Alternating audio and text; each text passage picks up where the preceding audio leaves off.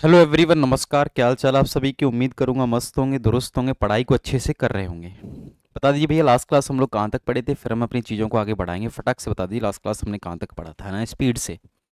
जहाँ तक मुझे याद आ रहा है मैंने एक चैप्टर खत्म किया था, उस चैप्टर का नाम था एटॉमिक स्ट्रक्चर, परमाणु संरचना। क्या आपको भी ऐसा ही लग रहा है? ऑडियो वीडियो सभी क्लियर है? बताओ फटाक से एक बार। ऑडियो वीडियो सभी क्लियर है क्या?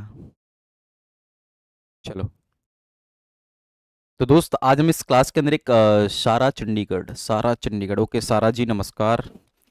रीता जी गुड मॉर्निंग, अनीता जी गुड मॉर्निंग, संगीता यादव जी को गुड मॉर्निंग। गुड मॉर्निंग सभी विद्यार्थियों को। बता दी लास्ट क्लास हम लोगों ने कहाँ तक पढ़ा था? आई थिंक जहाँ मैंने बोला वो सही बोला था क्या? हाँ जी।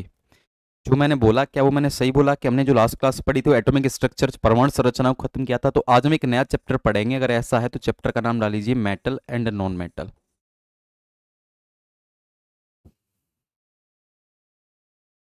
चैप्टर का नाम डाल लीजिए मेटल एंड नॉन मेटल, धातु एवं अधातु। मेटल एंड नॉन मेटल, धातु एवं अधातु।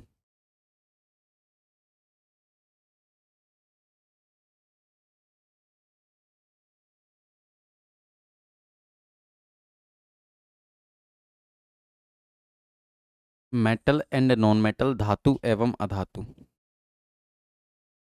राम राम प्रीति जी, महक जी को गुड मॉर्निंग। क्या हम लोग यहीं से पढ़ने वाले हैं कि बता दीजिए एक बार, मेटल एंड नॉन मेटल ही शुरू करने वाले हैं? फटाक से बताओ, मैं एक मिनट में जल्दी से बताओ आप लोग, है ना।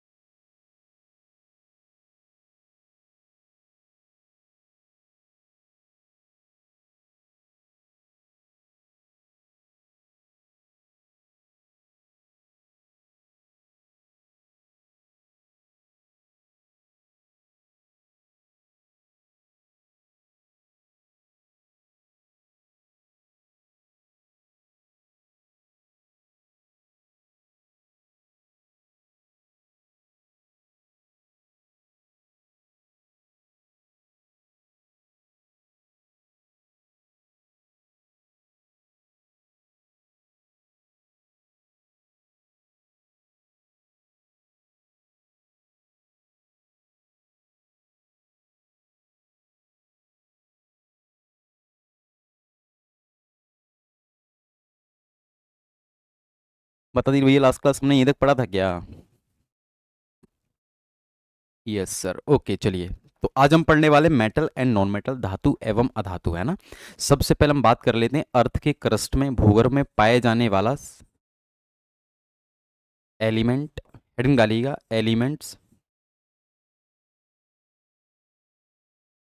Which is found in earth crust.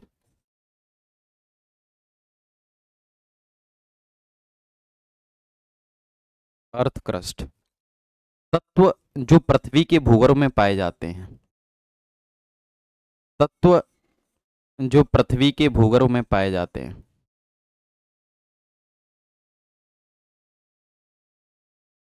Heading बनाइए, तत्व जो पृथ्वी के भूगर्भ में पाए जाते हैं। तत्व जो पृथ्वी के भूगर्भ में पाए जाते हैं, है ना। तो कोई विद्यार्थी बता सकता है सबसे ज्यादा मात्रा में पृथ्वी के आप लोग ज्योग्राफी पढ़े हुए, आपने कोर पढ़ा हुआ, क्रस्ट के बारे में पढ़ा हो, तो पृथ्वी के जो क्रस्ट होता है, भूगर्भ होता है ना।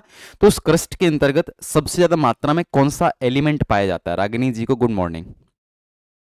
बताइए, पृथ्वी के भूगर्भ में सबसे ज्यादा मात्रा में कौन सा तत्व पाया जाता है? तो इस क्वेश्चन का आंसर क्या होगा, बताओ फटाक से। पृथ्वी के भूगर्भ में सबसे ज्यादा मात्रा में पाया जाने वाला जो तत्व होता है दोस्तों, होता है ऑक्सीजन एलिमेंट। आपको लग रहा हो ऑक्सीजन तो सर गैस होती है, नहीं। ऑक्सीजन हमारे इस नेचर में तीन अवस्थाओं में पाया जाता है, सॉलिड, गैस, लिक्विड। H2O की बात करें तो लिक्विड के फॉर्म में होता है। मैग्नीटाइट या हेमेटाइट की बात करें तो Fe2O3, इस तरह से हमने फॉर्मूला पढ़ रखा होता है। ये मैग्नीटाइट का फॉर्मूला होता है Fe2, हेमेटाइट का Fe2O3। तो यहाँ पर जो ऑक्सीजन वो आपके सॉलिड स्टेट में है ना।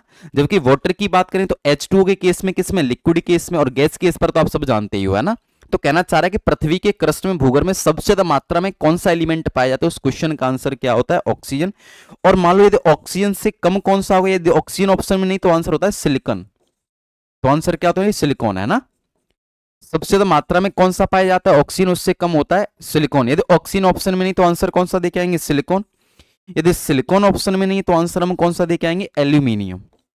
कौन सा देखे आएंगे मेरे, एल्यूमिनियम। यदि एल्यूमिनियम ऑप्शन में नहीं तब आंसर हम कौन सा देके आएंगे, आयरन, लोहा। Is it clear.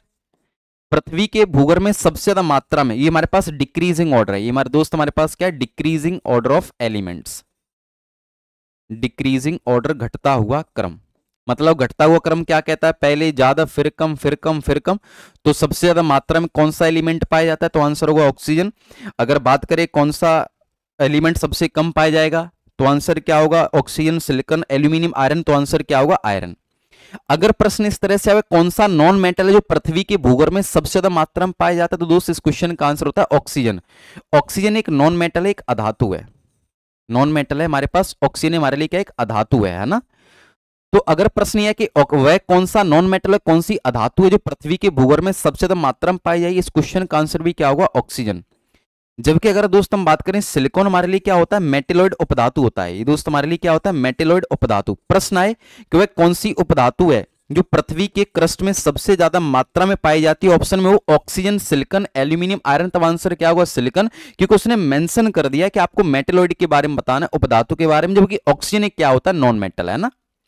अगर हम एल्यूमिनियम और आयरन की बात करें तो दोस्त ये दोनों होते हैं मेटल धातुएं। अगर प्रश्न है कि पृथ्वी के भूगर्भ में सबसे ज्यादा मात्रा में कौन सी धातु, कौन सी मेटल पाई जाती है, तो इसका आंसर होता है एल्यूमिनियम। यदि एल्यूमिनियम ऑप्शन में नहीं है तब आंसर हम कौन सा देके आएंगे, आपका iron. Is it clear, yes और नो, फटाक से बताओ। तो अगर आप चाहो तो इसको मैंने इस तरह से लिख दिया, या आप चाहो तो पॉइंट की फॉर्म में लिखवा सकता हूं। पॉइंट की फॉर्म में लिखने वाला याद रहेगा नहीं, इसलिए आप इसको इसी तरह से लिख लेना। प्रश्न है कि वह कौन सा एलिमेंट है जो सबसे ज्यादा मात्रा में पृथ्वी के भूगर्भ में पाया जाएगा, तो आंसर होगा ऑक्सीजन। वह कौन सा मेटेलॉइड है जो पृथ्वी के भूगर्भ में सबसे ज्यादा मात्रा में पाया जाएगा, तो आंसर होगा सिलिकॉन। और प्रश्न है वह कौन सा मेटल है जो पृथ्वी के भूगर्भ में सबसे ज्यादा मात्रा में होगा, तो एल्यूमिनियम। यदि एल्यूमिनियम ऑप्शन में नहीं तो आंसर देके आएंगे आयरन। वह कौन सा नॉन मेटल जो पृथ्वी के भूगर्भ में सबसे ज्यादा मात्रा में पाया जाएगा, तो आंसर क्या होगा, ऑक्सीजन। एक बार इतना नोट करिए, फिर हम बढ़ते हैं आगे, है ना। और बताओ भी यहाँ तक समझ में आ गया, अगर साइड हो जाता हूँ प्रॉपर आप बता दीजिए, है ना, कि आपने नोट कर लिया कि नहीं कर लिया, है ना।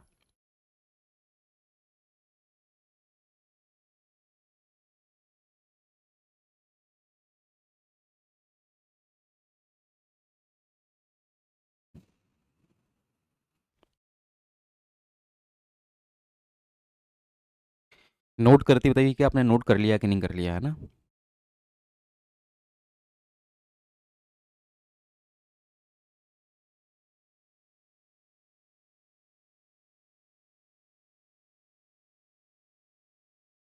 Which is found in earth crust लिखना है ना।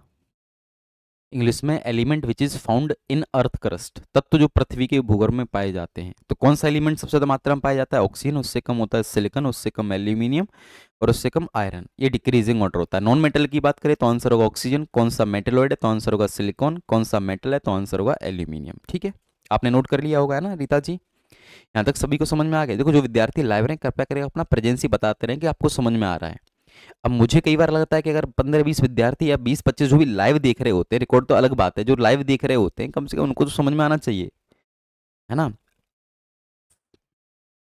अगर प्रश्न है कि मानव शरीर में सबसे ज्यादा मात्रा में कौन सा तत्व पाया जाता है, तो इसमें एक पॉइंट बना के लिखिएगा, एक नीचे नोट पॉइंट बना के लिखिएगा। मानव शरीर में, इन ह्यूमन बॉडी, मानव शरीर में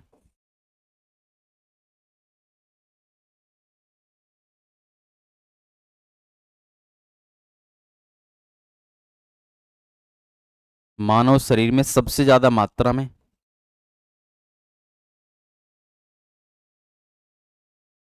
मानव शरीर में सबसे ज्यादा मात्रा में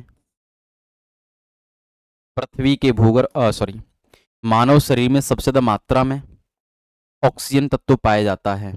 मानव शरीर में, मानव शरीर में ऑक्सीजन तत्व अत्यधिक मात्रा में या सबसे ज्यादा मात्रा में पाया जाता है। प्रश्न आएगा ह्यूमन बॉडी के अंदर कौन सा एलिमेंट सबसे ज्यादा मात्रा में होता है, तो आंसर क्या होता है, ऑक्सीजन, है ना। चलिए दोस्त, एक होता है हमारे पास मेटल, एक होती है हमारे पास नॉन मेटल। तो हम पहले बात कर लेना चाह रहे हैं मेटल के बारे में, धातु के बारे में। सामने बोर्ड पर देखेंगे, लिखेंगे बाद में, थोड़ा सा टाइम दूंगा मैं लिखने का, पहले आप समझिएगा, है ना। अगर हम मेटल की बात करें, धातु की बात करें, तो किस तरह से हम करेंगे। तो मेटल क्या होते हैं, धातुएं क्या होती हैं, जो इलेक्ट्रॉन को रिलीज करती हैं। धातुएं हमेशा इलेक्ट्रॉन का त्याग करने से बनती हैं, ना, इलेक्ट्रॉन को त्यागती हैं। और दोस्त जो इलेक्ट्रॉन को त्यागता है उस पर चार्ज हो जाता है पॉजिटिव। जैसे मान लो कोई एक पर्सन था, मेरे पास रुपए लेने आया और मेरे पास 20 रुपए थे। मैंने फिर मान ली मेरे पास कितने रुपए थे, 20। और उस जो सामने वाला व्यक्ति है उसको 20 रुपए चाहिए थे, तो मैंने अपने वाले 20 रुपए उस व्यक्ति को दे दिए। तो मैं अभी भी कैसा हूं, धनवान हूं कि भैया तुमसे ज्यादा मेरे अंदर पॉजिटिव चार्ज है, मैं रिलीज कर रहा हूं, मेरे पास पैसा ही पैसा है। तो जिसने मेरे से पैसा लिया वो कैसा हो गया, नेगेटिव चार्ज, मेरा रेडी हो गया। और जिसने दान किया वो कैसा होगा, धनी होगा, है ना। तो जिस पर पॉजिटिव चार्ज है, इसका मतलब आप समझेंगे इलेक्ट्रॉन को क्या कर सकता है, रिलीज करेगा, है ना। तो जो मेटल होती है वो इलेक्ट्रॉन को रिलीज करती है। और दोस्त इलेक्ट्रॉन को रिलीज करने से चार्ज कैसा आता है, पॉजिटिव। और जिस पर पॉजिटिव चार्ज होता है उसे हम कहते हैं कैटायन धनायन। हमारे पास दो ही प्रकार के आयन होते हैं, एक होता है धनायन, एक होता है ऋणायन। एक होता है कैटायन और एक होता है एनायन। कैटायन कैसे बनता है, तो आंसर होगा to remove of electron, electron का त्याग करने से, to remove of electrons. Electron का त्याग करने से कौन बनता है मेरे, इलेक्ट्रॉन का त्याग करने से या इलेक्ट्रॉन को त्यागने से कौन बनता है मेरे भाई, कैटायन अर्थात धनायन। कैटायन क्या होते हैं, अगर आपसे कोई पूछ ले कैटायन क्या होते, तो आंसर होगा that element which having positive charge, that element which having positive charge is called cation।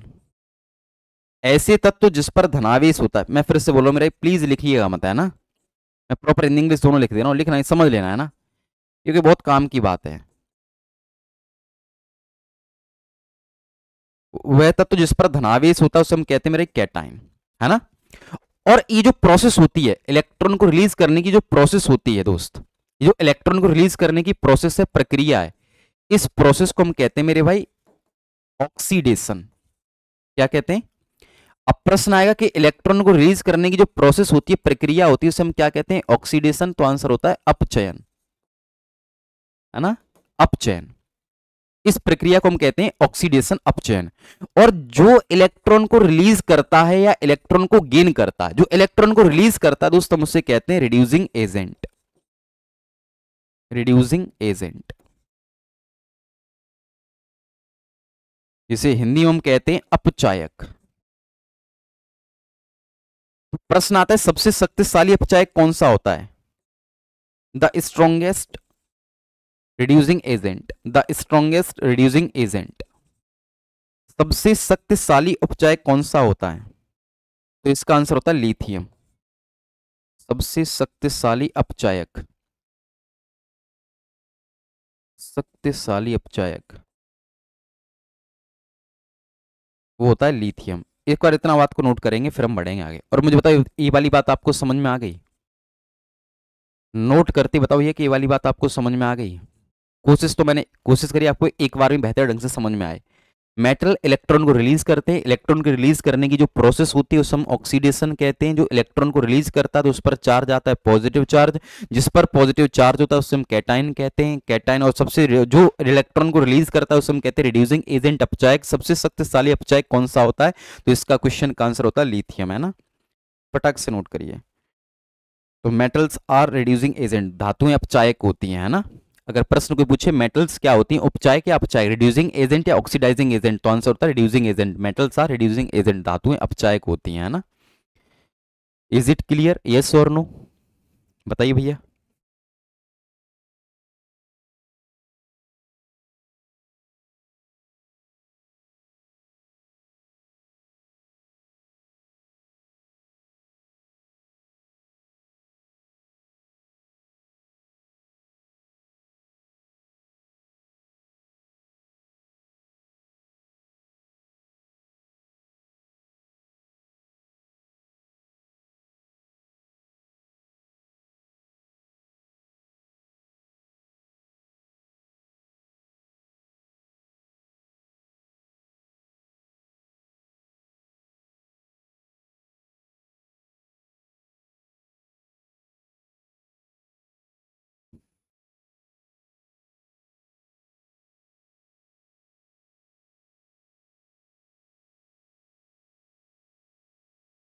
I hope आपने नोट कर लिया हो गया। अपचायक अपचयन दोबारा बता दो सर दोबारा। अच्छा, अपचायक क्या होते हैं, देखो फिर से इस बात सुनना।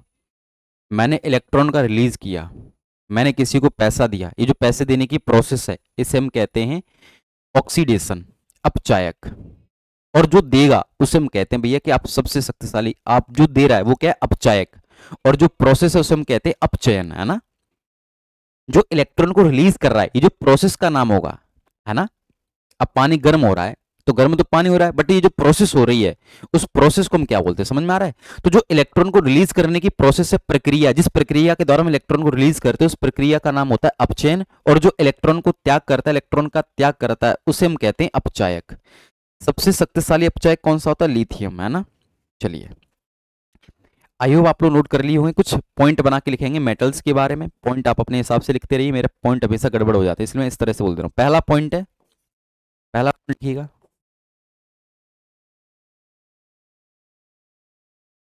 धातुओं के पास metals having property of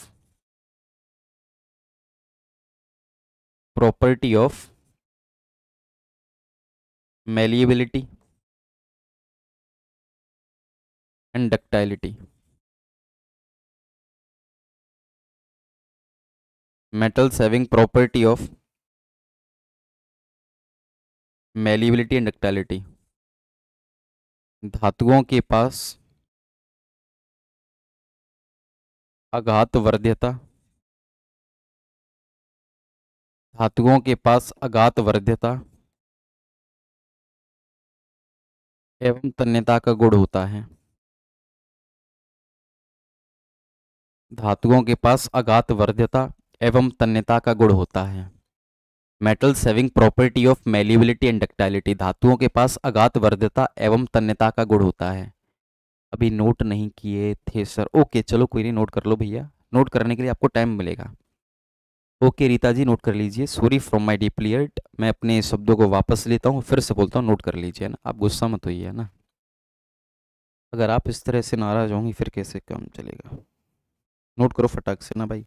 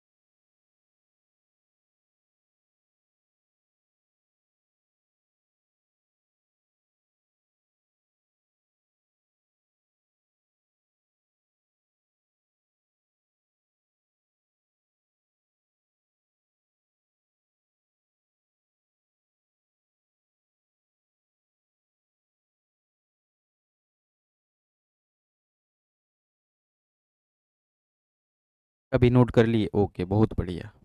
अब तो नोट करेंगे आप, metals having property of malleability and ductility, धातुओं के पास अघात वर्ध्यता एवं तन्यता का गुण होता है। मेल्यूबिलिटी क्या होती है, अघात वर्ध्यता किसे कहते हैं, पहले पॉइंट नोट कर लो फिर हम आगे बढ़ते हैं ना।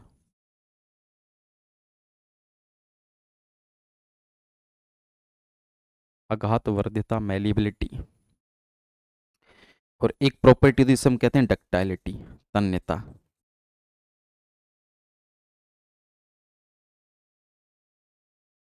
तो मेल्यूबिलिटी का मतलब होता है कन्वर्जन इनटू सीट्स, मेल्यूबिलिटी का मतलब है कन्वर्जन इनटू सीट्स, जिसे चद्दरों के रूप में तोड़ सकते हैं। चद्दरों के रूप में बांट सकते हैं।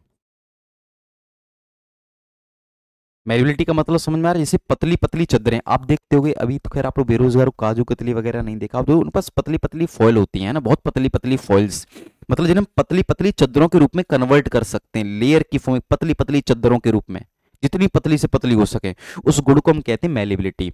अगर धातुओं के पास मेलिबिलिटी का गुण है, इसका मतलब है कि धातुओं को पतली पतली चद्दरों के रूप में कन्वर्ट किया जा सकता है। और डक्टाइलिटी का मतलब होता है conversion into seats, sorry conversion into wires, जिन्हें पतले पतले तारों के रूप में कन्वर्ट कर सकते हैं, उस गुण को हम कहते हैं डक्टाइलिटी, है ना। तो अगर मैं बात करूं,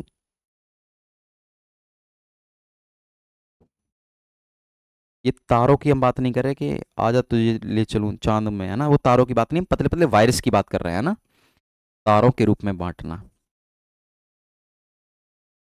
तो जिसे हम पतले पतले तारों के रूप में, जिससे ना पतला तार खींच सके, है ना, पतले से पतले तार, उसे हम कहते हैं डक्टाइल गुण। ये बात समझ में तो आ गई ना, जहां तक मुझे समझ में आ रहा है। मेलिबिलिटी का मतलब क्या होता है? पतली पतली चद्दरों के रूप में कन्वर्ट करना, और डक्टाइल के अंदर पतले पतले वायरस के रूप में कन्वर्ट करना। धातुओं के पास ये दोनों ही गुण है। Metal having property of malleability, इसका मतलब क्या है? धातुओं को चद्दरों के रूप में भी कन्वर्ट कर सकते हैं और वायरस के फॉर्म में भी कन्वर्ट कर सकते हैं। तो मुझे कोई आप में से बता सकता है कौन सा मेटल है जो सबसे ज्यादा, या जिसे हम पतली पतली चद्दरों के रूप में बहुत लंबे समय तक या ज्यादा बार कन्वर्ट कर सकते हैं? तो आंसर होगा द मोस्ट, अगला पॉइंट बनाई, the most malleable and ductile element।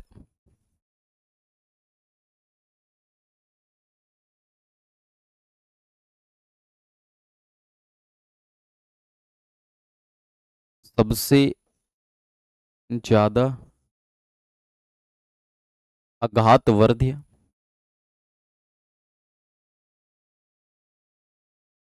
एवं तन्य धातु, एलिमेंट मत लिखिएगा, इंग्लिश में मेटल लिखिएगा। मेटल की बात कर रहे हैं, अगर मैं कहीं एलिमेंट लिख भी दूं या कोई मेंशन ना कर पाऊं तो मेटल के बारे में पढ़ रहे हैं तो आप मेटल को ही समझेंगे, है ना। तो मोस्ट मेल्यूबल मेटल कौन सा होता है? डक्टाइल मेटल कौन सा होता है जिसे हम पतले पतले चद्दरों के रूप में कन्वर्ट कर सकते हैं? तो पहला आंसर होता है गोल्ड, यदि सोना। और यदि गोल्ड ऑप्शन में नहीं है तो आंसर हम दे के आते हैं सिल्वर, चांदी को, है ना, सिल्वर चांदी को।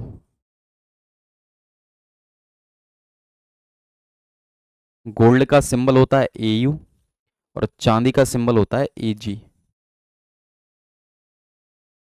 ठीक है। बताओ ये दोनों पॉइंट आपको समझ में आ गए ना। धातुओं के पास, धातुओं के पास एक कैसा गुण होता है कि हम उसे पतली पतली चद्दरों के रूप में कन्वर्ट कर सकते हैं, वायरस के रूप में कन्वर्ट कर सकते हैं। तो वह कौन सा मेटल है जिसे हम बहुत पतली पतली चद्दरों के रूप में कन्वर्ट कर सकते हैं? तो पहला आंसर होगा गोल्ड, यदि गोल्ड ऑप्शन में नहीं तो आंसर कौन सा देके आएंगे? सिल्वर। अगर दोनों ही ऑप्शन है तो पहली प्रायोरिटी हम गोल्ड को ही करेंगे, पहला लिखने का मतलब यही कि हम पहली प्रायोरिटी उसे करेंगे, है ना। अब थोड़ी सी बात को समझ लेना, अगर आपने मेरे से फिजिक्स पढ़ा और फिजिक्स से अगर आपने इलेक्ट्रिसिटी वाला पार्ट पढ़ा होगा और रिफ्लेक्शन वाला पार्ट पढ़ा होगा, तो जो मेटल होती है, धातुएं हमारे पास, मेटल क्या है? धातु है। और धातुओं में क्या होते हैं? इलेक्ट्रॉन होते हैं। क्या होते हैं मेरे? इलेक्ट्रॉन। और इलेक्ट्रॉन के होने की वजह से अगर हम बात करें, यहां पर कोई एक लाइट पड़ेगा तो उस लाइट का क्या होगा? रिफ्लेक्शन होगा, है ना। मैंने आपको ऐसा ऑप्टिक्स चैप्टर की पहली क्लास के अंदर फिजिक्स में पढ़ाया होता है कि इस नेचर में जो ऑब्जेक्ट आपको दिखाई दे रहा है उसका रीजन है रिफ्लेक्शन, परावर्तन। यस और नो? अगर आप मुझे देख पा रहे हो, इस नेचर में किसी और ऑब्जेक्ट को देख पा रहे हो, इस माइक को देख पा रहे हो, बोर्ड को देख पा रहे हो, मार्कर, इन सब के पीछे का रीजन है रिफ्लेक्शन। अगर मैं इस मार्कर को अंधेरे में रख देता, क्या आपको दिखाई देता? सर नहीं देता। तो इस नेचर में जो ऑब्जेक्ट दिखाई दे रहा है वो रिफ्लेक्शन कर पा रहा है तभी दिखाई दे रहा है, यदि वो रिफ्लेक्शन नहीं कर पाएगा तो मैं दिखाई नहीं देगा। तो आपने कभी देखा सोना आपको अंधेरे में दिखता है? कभी गोल्ड, तुम्हारे वाले सोने की बात नहीं कर रहे तो अंधेरे में भी नहीं दिखेगा, उजाले में भी नहीं दिखेगा, है ना। गोल्ड की बात करें, सोने की बात करें, वो जो सोना है, गोल्ड है, क्या वो अंधेरे में दिखाई देता? नहीं दिखाई देता। क्या चमकता है? नहीं चमकता। कब चमकता है? लाइट पड़ने से। तो लाइट से क्या होता है? रिफ्लेक्शन होता है। तो प्रश्न आएगा कि जो धातुएं चमकीली होती हैं तो क्यों, किस गुण की वजह से होती है? तो आंसर होगा due to reflection property, due to the property of reflection metals are lustre in nature. परावर्तन के गुण के कारण धातुएं चमकीली होती हैं। यस और नो? पहला पॉइंट क्लियर है? तो पहला पॉइंट बना के लिखो, तीसरा पॉइंट जो भी आपका चल रहा है वो चित्र बनाने की जरूरत नहीं, बस due to property of reflection, due to property of reflection due to property of reflection metals are lustre in nature, lustre in nature. Point बना के लिखिएगा। परावर्तन के गुण के कारण, परावर्तन के गुण के कारण धातुएं चमकीली होती हैं। परावर्तन के गुण के कारण धातुएं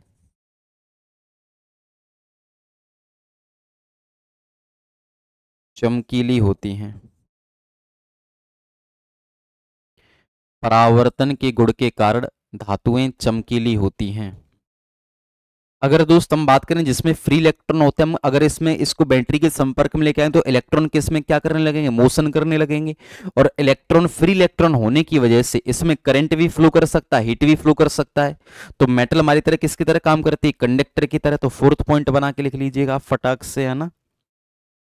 फोर्थ पॉइंट आप बना के लिख सकते हैं, मैं due to the presence of, due to the presence of free electron, due to the presence of free electron metals are good conductor of, metals are good conductor of heat and electricity, metals are good conductor of heat and electricity। मुक्त electron होने की वजह से, मुक्त electron होने के कारण, मुक्त इलेक्ट्रॉन होने के कारण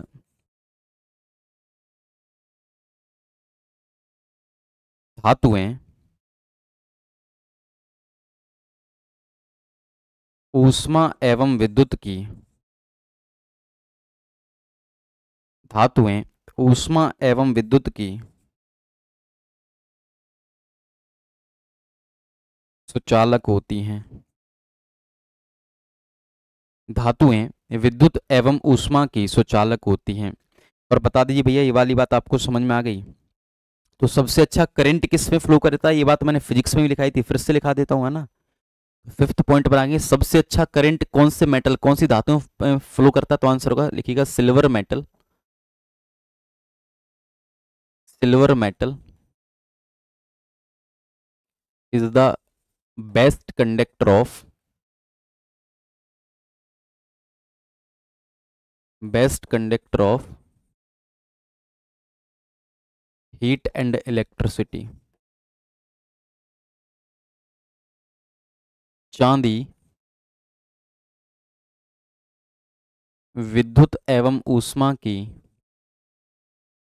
चांदी विद्युत एवं ऊष्मा की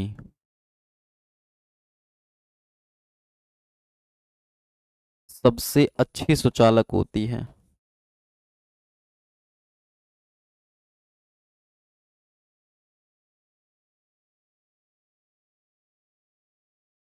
सुचालक होती है मतलब सबसे अच्छा करंट किसमें फ्लो करता है, तो आंसर होगा चांदी में। अच्छा, फिर कुछ एक ऐसा मेटल भी होता है, मैंने बोला एक्सेप्शन हमेशा देखने को मिलेंगे, है ना।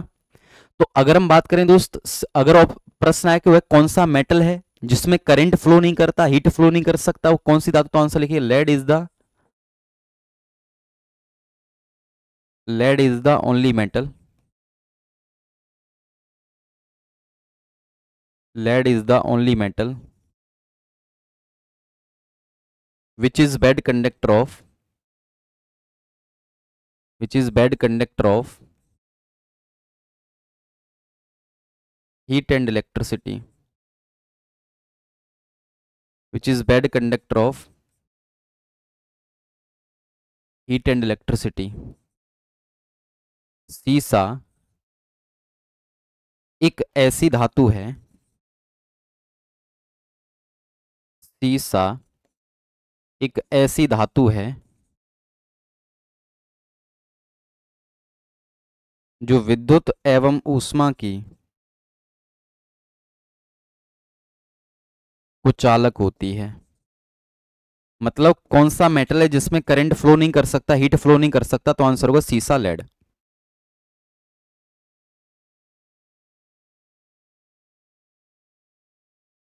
नोट करिए, बताइए समझ में आ गया? रागनी जी बहुत बढ़िया, you are very intelligent guy after me, okay but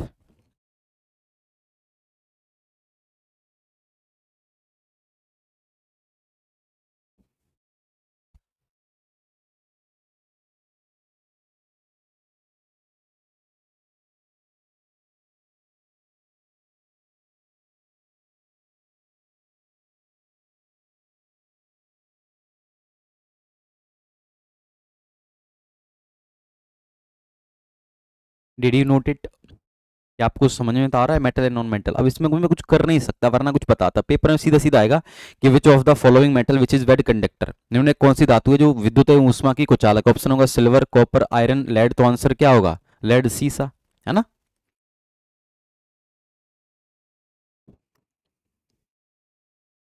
प्रश्न आता है सीसे का अयस्क क्या होता है? Ore of lead, ore of lead, सीसे का अयस्क क्या होता है? सर सबसे पहले तो हमको यही समझ में नहीं आ रहा कि ये और क्या होता है, अयस्क क्या होता है। अच्छा पहले सुन लो, और किसे कहते हैं, अयस्क क्या होता है। तो दोस्त मैं बता देना चाहता हूं, इस नेचर में 95% एलिमेंट ऐसे हैं जो अपने आप में किसी दूसरे एलिमेंट के साथ कनेक्ट हैं, मतलब फ्री अवस्था में नहीं है। जैसे हमने बात किया ऑक्सीजन का, तो ऑक्सीजन को हमने किसी तरह से पढ़ा होगा, तो किसके साथ कनेक्ट था? हाइड्रोजन के साथ। मैग्नेटाइट की बात करें तो आयरन के साथ कनेक्ट है ना? एल्यूमिनियम की बात करें किसी और एलिमेंट के साथ कनेक्ट है। मतलब इस नेचर में जो एलिमेंट है जनरली स्वतंत्र अवस्था में नहीं पाए जाते, फ्री केस में नहीं पाए जाते, उनके साथ कोई ना कोई दूसरा एलिमेंट कनेक्ट होता है।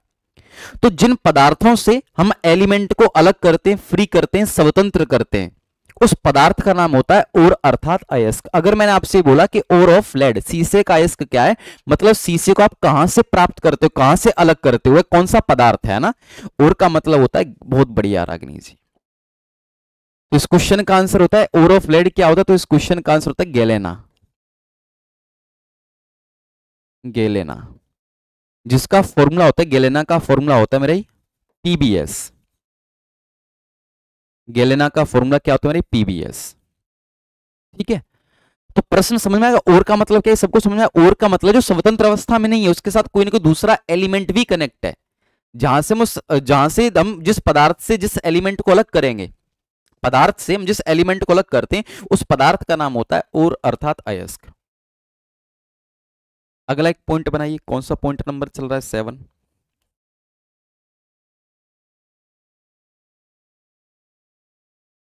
Metals are basic in nature, धातुओं की क्षारीय प्रकृति होती है, धातुओं की क्षारीय प्रकृति होती है।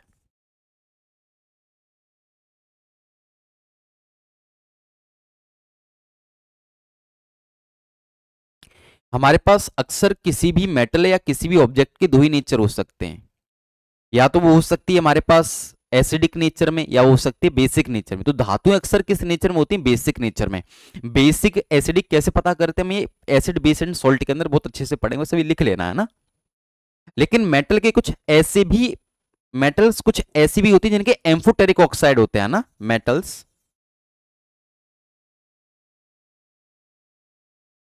Metals which is form in amphoteric oxide, amphoteric oxide,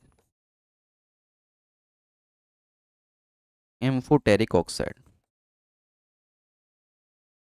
धातुओं के अयस्क,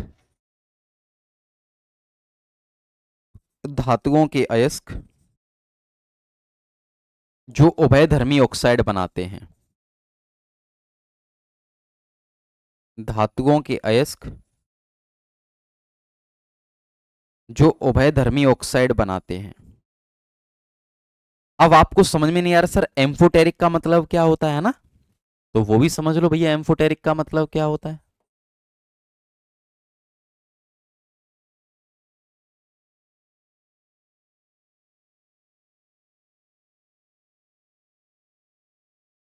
एम्फोटेरिक का मतलब होता है जिसके पास एसिडिक और बेसिक दोनों नेचर हों। समझ में आ रहा है? किसी पदार्थ का या तो एसिक नेचर होगा, एसिडिक नेचर होगा, अम्लीय प्रकृति होगी या क्षारीय प्रकृति होगी, लेकिन जिसके पास दोनों ही नेचर होंगे उसे हम बोलते हैं एम्फोटेरिक। तो हमारे पास धातुओं के कुछ धातुएं ऐसी होती हैं जो अपने आप में एम्फोटेरिक ऑक्साइड बनाती है, मतलब एसिडिक बेसिक दोनों ही नेचर को शो करती हैं। और वो कौन कौन सी होती हैं? तो एग्जाम्पल के तौर पर आप लिख सकते हैं, एक होती है एल्यूमिनियम। अगर प्रश्न आए कौन कौन सी धातुएं होती है जो आपके एम्फोटेरिक ऑक्साइड बनाई, तो आंसर होता है पहला एल्यूमिनियम और दूसरी होती है जिंक, जिसे हम हिंदी में कहते हैं जस्ता। जिंक भी लिखा मिलता है, जस्ता भी। तो मैंने पूछा ओर ऑफ एल्यूमिनियम क्या होता है? अच्छा, जिसके मैं और लिखा हूं इंपोर्टेंट और है, ऐसे नहीं लिखा रहा मैं आपको, है ना? ये प्रश्न आता है कि निम्न में किसका और है ना? एल्यूमिनियम के अयस्क, और ऑफ एल्यूमिनियम। तो दोस्त एल्यूमिनियम के तीन और तीन अयस्क होते हैं।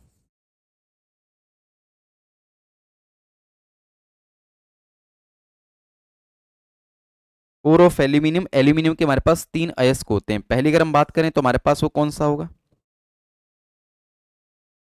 तो पहला अयस्क है हमारे पास बॉक्साइट। अच्छा, मैं अलग पेज पर लिखता हूं, पहले इतना नोट कर लो, फिर अलग पेज पे लिखता हूं, इधर बनेगा नहीं। और बताओ भैया, आपको यहां तक बात समझ में आ गया ना?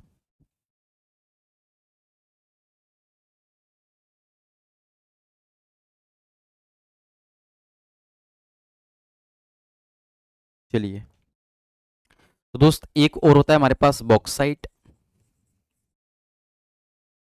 जिसका फॉर्मूला होता है Al2O3 इंटू XH2O। यहाँ पर जो X होता है वो दोस्त होता है हमारे पास नंबर ऑफ मॉलिक्यूल्स, मतलब वाटर मॉलिक्यूल, कितने वाटर के अणुओं की संख्या क्या होगी ना? अणुओं की संख्या, अणुओं की संख्या, है ना? तो अणुओं की संख्या के लिए हमारे पास फॉर्मूला क्या दूसरा हमारे पास होता है कोरेंडम। कोरेंडम का फॉर्मूला होता है Al2O3। एक होता है हमारे पास क्रायोलाइट, Na2Al(F6), इसका फॉर्मूला होता है, नोट कर लो फटाक से। ये तीनों ही हमारे पास किसके और होते हैं मेरे भाई? ये तीनों ही हमारे पास किसके और होते हैं, किसके अयस्क होते हैं? तो आंसर होगा एल्यूमिनियम के। हमारे पास कौन कौन एम्फोटेरिक ऑक्साइड को शो कर रहा था? एल्यूमिनियम और जिंक। तो एक तरफ हम लिखेंगे और ऑफ जिंक, जिंक के अयस्क क्या जस्ते के, जो भी आप लिखना चाहे ना, हिंदी में जिंक को कहते हैं जस्ता। जिंक के अयस्क, जस्ते के अयस्क। प्रश्न है क्रायोलाइट किसका अयस्क है? तो ऑप्शन मिलेगा आयरन, एल्यूमिनियम, कॉपर, जो भी दे रखा हो, तो आप किस तरह से आंसर देंगे वो समझ में आ पा रहा होगा ना? तो हमारे पास जिंक ऑफ और ऑफ जिंक, हमारे पास दो जिंक होते हैं, एक होता है हमारे पास कैलोमाइन और दूसरा होता है जिंक सल्फाइड।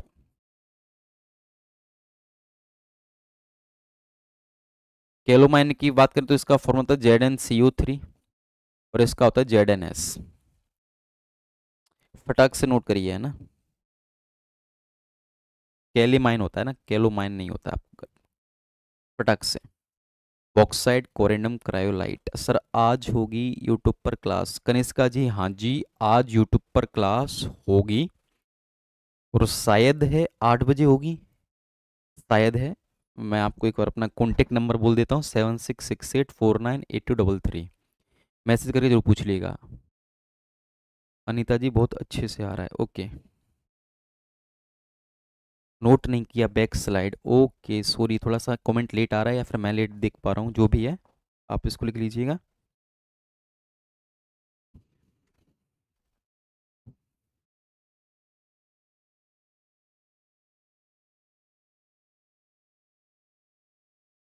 एक बार क्लियर कर देता हूँ आज क्लास होगी कि नहीं होगी, है ना?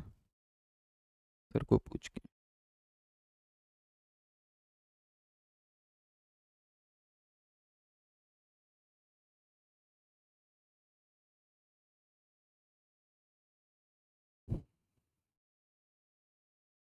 आज हो ना हो, बट फ्राइडे को, थर्सडे को, सैटरडे को, तीनों दिन शाम को 8 बजे मिलेंगे अपन। थर्सडे फ्राइडे सैटरडे, इनको आप जरूर लिख लीजिएगा। थर्सडे फ्राइडे सैटरडे शाम 8 बजे यूट्यूब पर मिलेंगे, ये तो कन्फर्म है मेरा, है ना।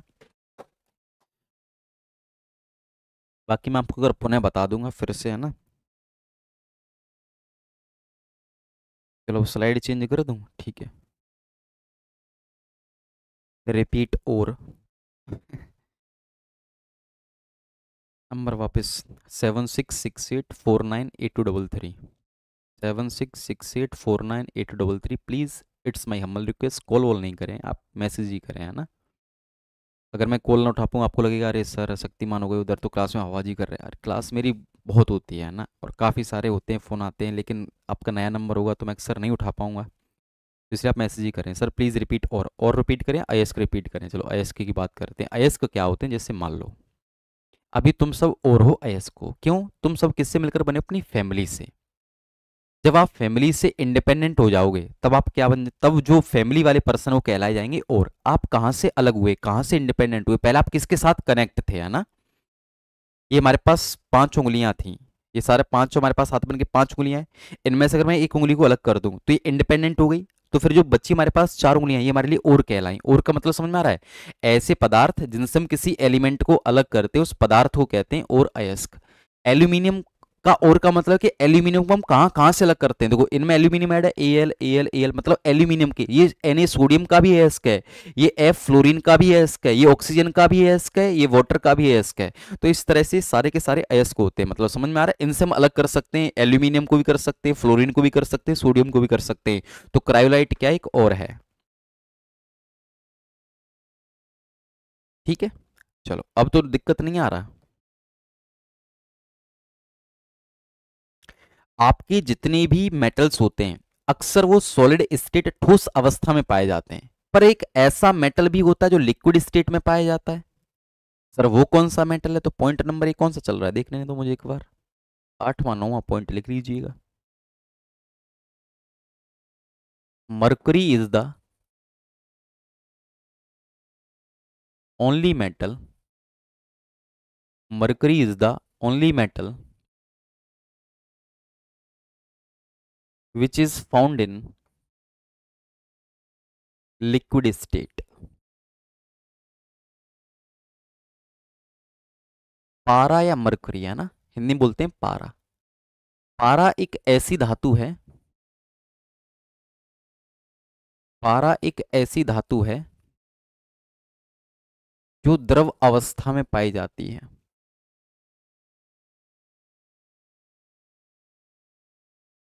जो द्रव अवस्था में पाई जाती है।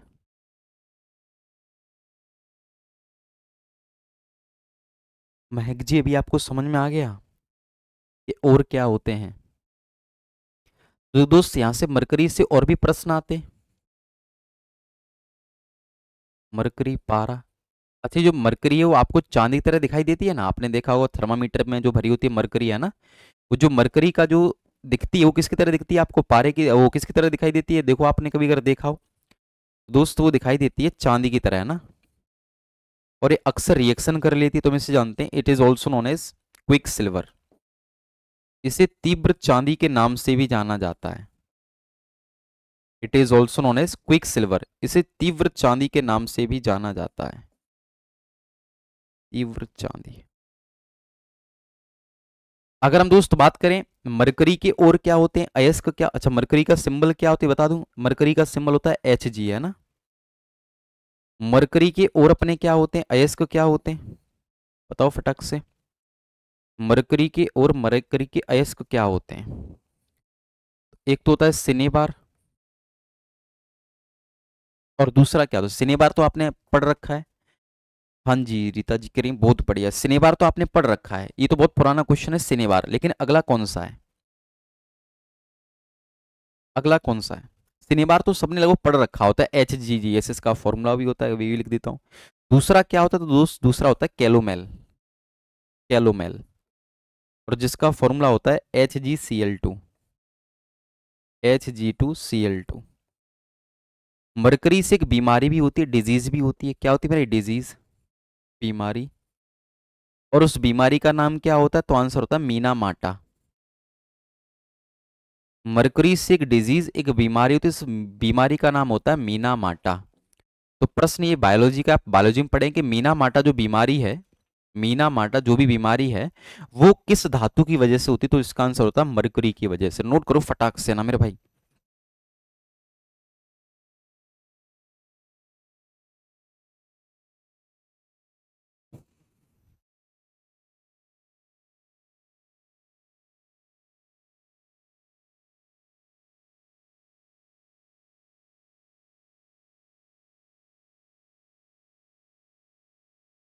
नोट करो भैया यहाँ तक।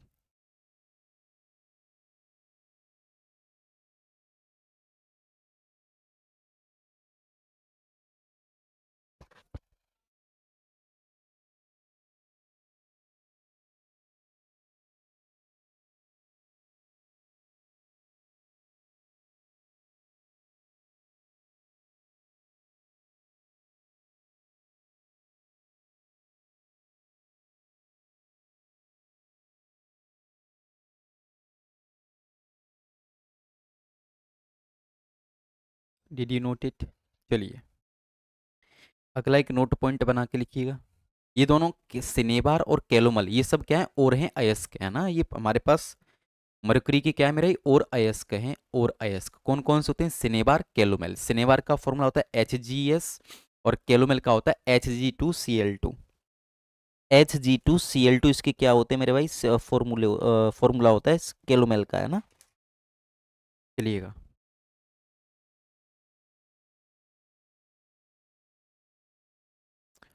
अगला एक पॉइंट है, इसमें नोट पॉइंट बना के भी लिख सकते हो, जो भी आप लिख सकते हो। अगला जो भी क्रम चल रहा है वो भी बोल सकते हो। कौन सा है? 8 9 10 10। ये सबसे ज्यादा क्रियाशील धातु कौन सी होती है? Most reactive metal, the most reactive metal. सबसे या अत्यधिक क्रियाशील धातु, मतलब जो जल्दी से रिएक्शन कर जाती है, वो कौन कौन सी धातु होती है, या कौन सी धातु होती है जो अक्सर जल्दी से क्या कर जाए? रिएक्शन कर लें। अत्यधिक क्रियाशील धातु। या यहीं पर मैं 11वां पॉइंट भी इसी में समझा देता हूँ। 11वां पॉइंट होता है एंड सॉफ्टेस्ट मेटल। सबसे मुलायम धातु कौन सा होता है? Softest metal. सबसे मुलायम धातु कौन सा होता है? तो दोनों का आंसर सेम ही रहता है ना। तो दोस्त, अगर प्रश्न आए कि सबसे अत्यधिक क्रियाशील धातु कौन सी होती है ना, ये आपसे पूछे कि सबसे मुलायम धातु कौन सी है, तो इसका क्वेश्चन का आंसर होता है सोडियम। सोडियम ऑप्शन में नहीं तो आंसर दे के आते हैं पोटेशियम। अगर पोटेशियम ऑप्शन में नहीं है तो आंसर हम दे के आते हैं लिथियम, है ना? और दोस्त, ये इतनी जल्दी रिएक्शन कर जाते हैं कि इन्हें हमेशा केरोसिन और मिट्टी के तेल में रखते हैं, ना? They are kept, they are kept under the kerosene oil. They are kept under the kerosene oil because they react with air.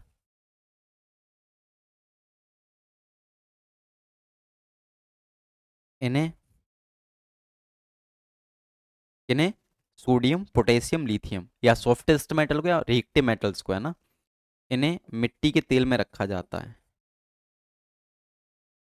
मिट्टी के तेल में रखा जाता है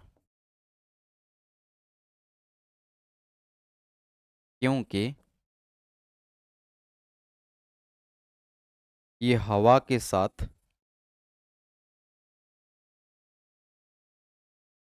अभिक्रिया कर लेती हैं।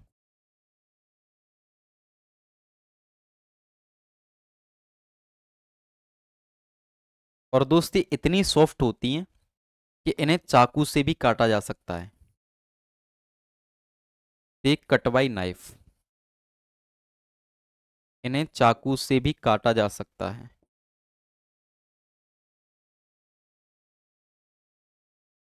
इन्हें चाकू से भी काटा जा सकता है।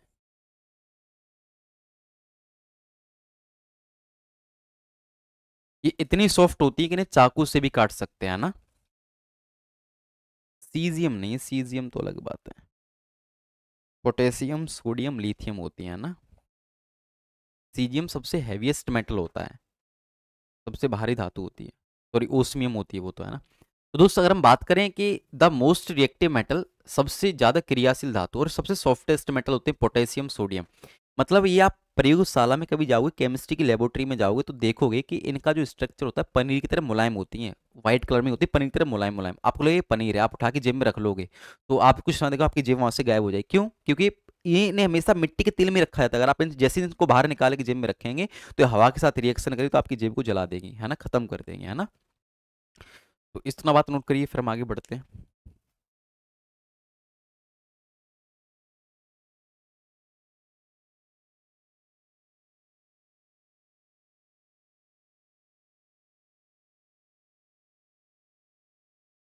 अगर मैं इसे प्रश्न पूछ लेता, और ऑफ सोडियम क्या होता है, सोडियम का अयस्क क्या होता है, क्या आप बता पाएंगे? और ऑफ सोडियम, सोडियम का अयस्क क्या होता है? अभी मैंने पीछे बताया भी था।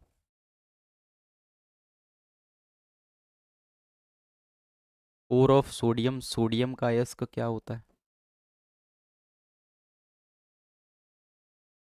दोस्त, और ऑफ सोडियम होता है हमारे पास क्रायोलाइट, अभी पढ़ाया था और बताया भी था ये सभी का और हो सकता है। क्रायोलाइट का फॉर्मूला क्या था? Na3Al(F6), है ना। अगर प्रश्न है और ऑफ पोटेशियम क्या होगा, पोटेशियम का अयस्क क्या होगा? और ऑफ पोटेशियम, पोटेशियम का अयस्क क्या होगा?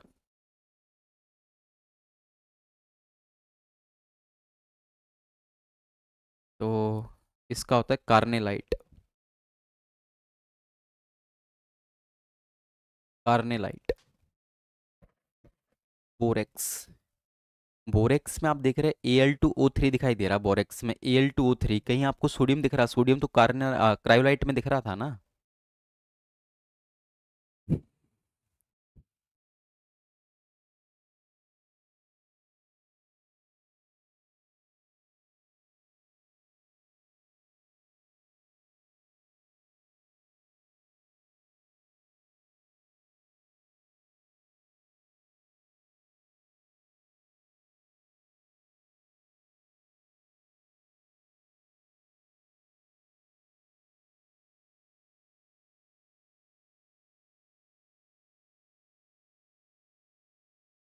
बहुत बढ़िया, नोट कर लिए ना आप लोग।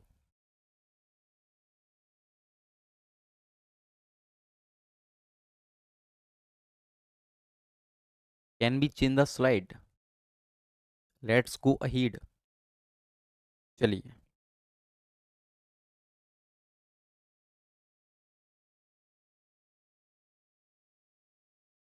कुछ नोट पॉइंट बना के अब लिख लीजिए, है ना। कह रहा है, चमड़ा उद्योग में, जो चमड़ा उद्योग होता है टेनरी, है ना, चमड़ा उद्योग में जो हम चमड़े को कठोरता प्रदान करते हैं वो कौन से मेटल की वजह से करते हैं? तो आंसर होता है कैडमियम मेटल। टेनरी में, टेनरी में, चमड़ा उद्योग में कौन सा, एक मिनट रुकना।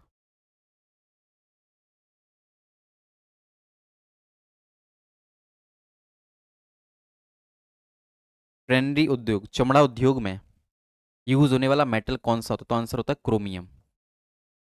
कौन सी धातु थी? तो आंसर होता है क्रोमियम धातु। आप देखो, चमड़ा उद्योग में चमड़ा बनाने के लिए हम चमड़े को हार्डनेस तो प्रदान करें, तो वो जो हार्डनेस प्रदान की जाती है किसके द्वारा की जाती है? क्रोमियम के द्वारा। आपने एक रोग का नाम सुना होगा, एक बीमारी का नाम सुना हो जिसका नाम होता है एटाई एटाई। क्या नाम होता है? एटाई एटाई। अच्छा, इस हिंदी में यही कहते हैं, एटाई एटाई डिजीज। एटाई एटाई बीमारी कौन से मेटल की वजह से होती है?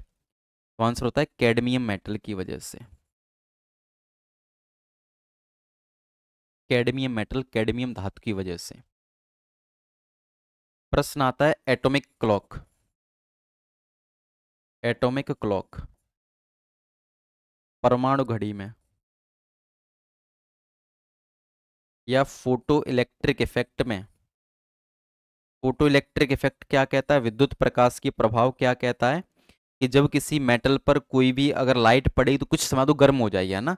तो विद्युत प्रकाश के प्रभाव फोटो इलेक्ट्रिक इफेक्ट में जो भी मेटल हम यूज करते हैं वो मेटल कौन सी होती है, एटॉमिक क्लॉक में यूज होने वाली धातु कौन सी होती है, विद्युत प्रकाश के प्रभाव या परमाणु घड़ी में कौन सी मेटल में इस्तेमाल करते, तो आंसर क्या होगा, सीजियम। सीजियम।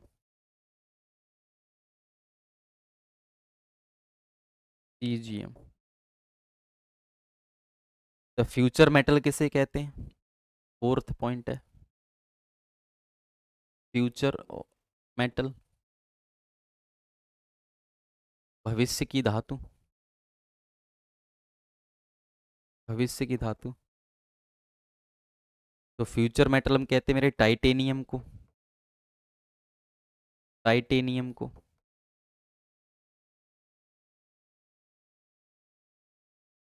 अगला है मेटल ऑफ होप, आशा की धातु किसे कहते हैं,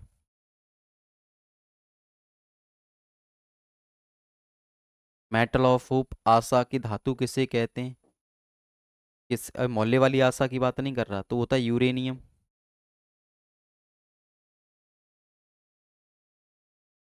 क्या होता है मेरे भाई, यूरेनियम। वो हमारे पास क्या होता है, यूरेनियम। यहीं से एक प्रश्न आता है यूरेनियम से, यूरेनियम को हम और किस नाम से जानते हैं, यूरेनियम का और क्या होता है। तो हम पहले बात करें इसका अयस्क क्या होता है, पेपर में बहुत आता है, यूरेनियम का और क्या होता है, अयस्क क्या होता है, तो आंसर होता है पिच ब्लेंड्स। इसका और क्या होता है, पिच ब्लेंड्स, जिसका फॉर्मूला होता है U3O8। यूरेनियम को दोस्त हम येलो केक के नाम से भी जानते हैं क्योंकि इसका जो पाउडर का कलर होता है वो होता है येलो। तो ऐसे लिख सकते हैं, it is also known as yellow cake.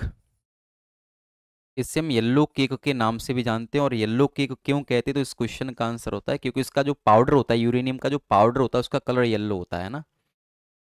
What it means sir, we, we कहाँ पर लिखा है, इट मीन्स सर वी, क्या कहना चाह रही हैं Kavita ji, hope Y, any logic, ओ या, कविता जी आप लड़की हैं तो लॉजिक तो चाहिए ही होगा हर चीज़ में, बिना लॉजिक के तो आप, सॉरी मैं आपकी बात नहीं करना चाह रहा, कभी आप मेरे को पेल दो, है ना, बट लॉजिक चाहिए होता है हर चीज़ में।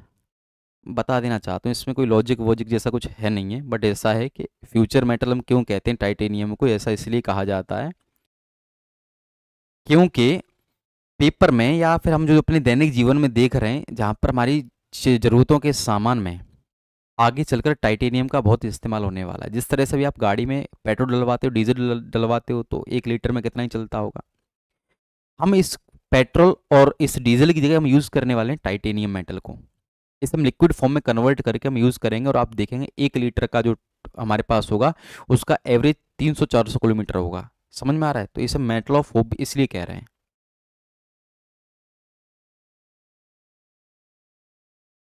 दिल भी लगाना पड़ता है तो लॉजिक, अगर लॉजिकली है तो दिल लगाएंगे, वरना तो मैं आपकी बात नहीं कर रहा।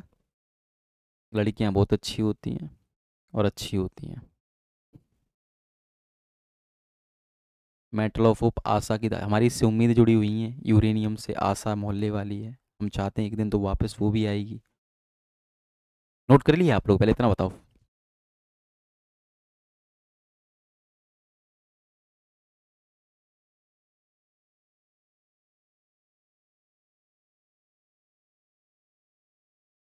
अच्छा, किंग ऑफ मेटल्स किसे कहते हैं, धातुओं का राजा किसे कहते हैं,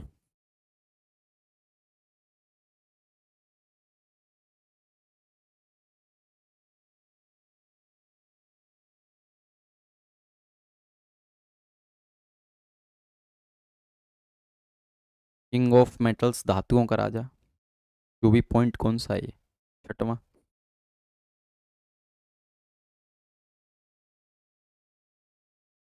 अच्छा एक बात बताओ, आपने जितनी भी ऐतिहासिक लड़ाई देखी होंगी या इतिहास में जितने भी आपने झगड़े देखे होंगे,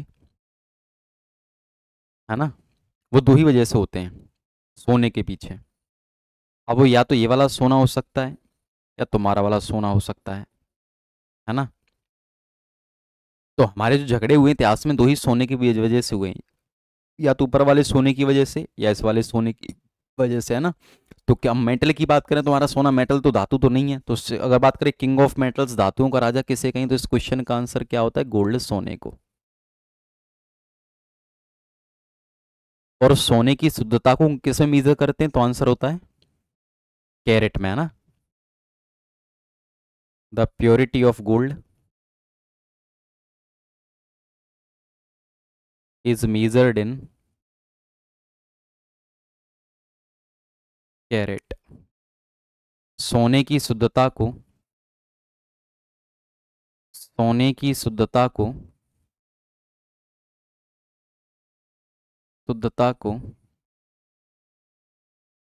कैरेट में मापा जाता है। सोने की शुद्धता को कैरेट में मापा जाता है ना। ये तो आपको कविता जी आपकी बायोलॉजी वाली मैडम पढ़ाएंगी, अगर मैडम पढ़ा रही हैं तो, है ना। ये तो मुझे भी नहीं पता, है ना कविता जी। सब समझते हैं, आप समझ जाएं वही बहुत है हमारे लिए टाई टाई आप उधर पढ़ेंगे ना, king of sorry purity of gold is measured in carat. सोने की शुद्धता को कैरेट में मापा जाता है। और कितने परसेंट सोना शुद्ध सोना माना जाता है, तो ये बच्चा कुरिया का बच्चा भी आंसर जाता है, जानता है कि 24 कैरेट सोना है ना, तो लिखिएगा 24 carat gold. 24 carat gold is considered as the purest gold. 24 carat सोना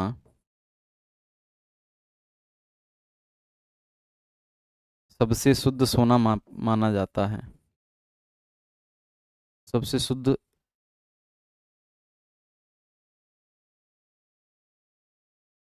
सोने के रूप में मापा जाता है। अगर हम बात करें 1 कैरेट सोना, 1 कैरेट कितने मिलीग्राम होता है, 1 कैरेट का मान कितने मिलीग्राम होता है, तो आंसर होता है 200 मिलीग्राम। 1 कैरेट कितने मिलीग्राम के बराबर होगा, तो आंसर क्या होगा, 200 मिलीग्राम के बराबर। अगर एक प्रश्न में इस तरह से पूछ लेता कि what is the percentage of gold in 18 carat gold, 18 carat सोने में, 18 कैरेट सोने में सोने का प्रतिशत कितना होगा, सोने का प्रतिशत क्या होगा, सोने का प्रतिशत क्या होगा। 18 कैरेट सोने में सोने का प्रतिशत क्या होगा, तो इस क्वेश्चन का आंसर क्या होगा, बताओ जरा भैया। तो हमसे पूछा है कि कितने परसेंट कैरेट, कितने परसेंट 18 कैरेट सोने में, अच्छा टोटल हमारे पास 24 कैरेट से हम कंसीडर करेंगे 18, परसेंटेज हम क्या लगा देंगे 100, तो 36 18 6 चौको 24 और 25 से ये 25 30 75, मतलब 18 कैरेट सोने में 75% सोना होगा, बाकी सब आपका और कोई मेटल होगा, है ना, 75% गोल्ड होगा। Is it clear. रट्टा लगाना है, मतलब रट्टा नहीं लगाना कविता जी, मैंने ऐसा तो बोला नहीं कि रटना है। मैंने ये बोला है कि बायोलॉजी वाली मैडम से पूछ लेना। मेरी वाली बायोलॉजी वाली मैडम जब तक मेरे को बताती है, मैं उससे पूछता कि टाई टाई रोग क्या होता है, कैसे होती है, तब तक उसकी शादी हो गई, तो हमारा दिल टूट गया, फिर मैंने कभी उससे पूछा ही नहीं। तो मैडम आपको बताएं, जो भी आपको बायोलॉजी पढ़ा रहे हैं वो उनसे आप पूछेंगे, डिस्कस करेंगे तो आपको बता देंगे, है ना।